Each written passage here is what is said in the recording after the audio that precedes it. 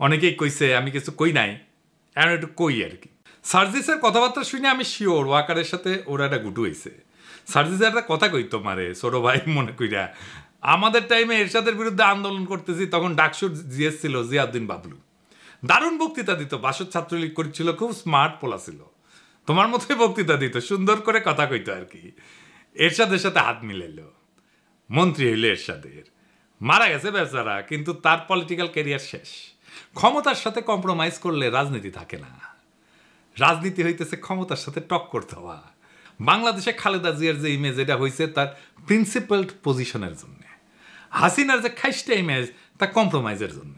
জিয়াউদ্দিন বাবলু তো আমারও নেতা ছিল, আমি তো তখন মফস্বলের ছোট নেতা। আর জিয়াউদ্দিন বাবলুকে কেউ চিনে?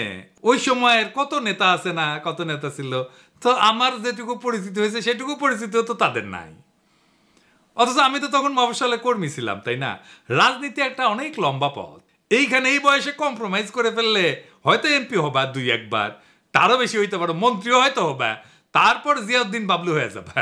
হাসনাত মন্ত্রী এমপি হইতে পারবে কিনা জানি না, কিন্তু বাংলাদেশের নেতা হবে, আগামীর বাংলাদেশের নেতা হবে, যদি তার ইমেজটা এইভাবে ধরে রাখতে পারে।